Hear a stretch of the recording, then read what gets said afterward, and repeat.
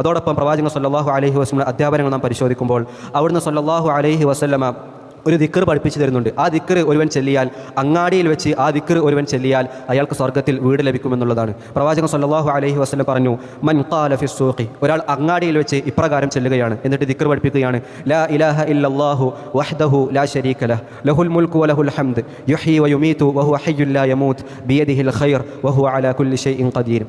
ഈ ഒരു ദിക്ർ അങ്ങാടിയിൽ വെച്ച് ഒരാൾ ചെയ്യൽ. ഈ ദിക്ർ നമുക്ക് നമ്മുടെ ദിക്റിൻ്റെ കിതാബുകളിലും നമ്മുടെ ഫോണുകളിലെല്ലാം നമുക്ക് ലഭിക്കുന്നതാണ്. അത് പഠിച്ച് കാണാപ്പാടം പഠിച്ച് അതിൻ്റെ അർത്ഥം മനസ്സിലാക്കാൻ നാം പരിശ്രമിക്കേണ്ടതുണ്ട്.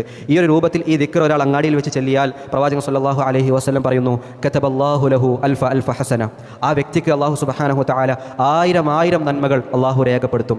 വമഹാ അൻഹു അൽഫ അൽഫ സയ്യിഅ, ആ വ്യക്തിയിൽ നിന്ന്, ആ വ്യക്തിയെ തൊട്ട് അല്ലാഹു സുബ്ഹാനഹു വതആല 1000 തിന്മകൾ അല്ലാഹു മായ്ച്ചു കളയും. വബനാ ലഹു ബൈതൻ ഫിൽ ജന്ന, അയാൾക്ക് അല്ലാഹു സുബ്ഹാനഹു വതആല സ്വർഗ്ഗത്തിൽ ഒരു വീട് നിർമ്മിച്ച് കൊടുക്കുമെന്നുള്ളതാണ്. അങ്ങാടിയിലേക്ക് പോകുമ്പോൾ, സാധനം വാങ്ങാനും മറ്റും അങ്ങാടിയിലേക്ക് പോകുമ്പോൾ പിശാച് നമ്മെ പലതും തെറ്റിപ്പിക്കും. നമ്മുടെ നോട്ടത്തെ നിയന്ത്രിക്കാൻ കഴിയാതെ പലതിലേക്കും നാം നോക്കും. അങ്ങനെ പിശാചിൻ്റെ ഒരു വിളയാട്ടമായ കേന്ദ്രമാണ് അങ്ങാടികൾ, പുറത്തിത്ര ഇടപഴകുന്ന സന്ദർഭങ്ങൾ എന്നുള്ളത്. അവിടെയെല്ലാം അള്ളാഹുവിനെ ഓർക്കുവാൻ, അള്ളാഹുവിൻ്റെ പ്രവാചകൻ സല്ലല്ലാഹു അലൈഹി വസല്ലം പഠിപ്പിച്ച ദിക്റുകൾ ചെല്ലുവാനെല്ലാം നാം പരിശ്രമിക്കേണ്ടതുണ്ട്. ഇതിനെല്ലാം അള്ളാഹു സുബ്ഹാനഹു വതആലയോട് നാം തൗഫീഖിനെ ചോദിക്കേണ്ടതുണ്ട്.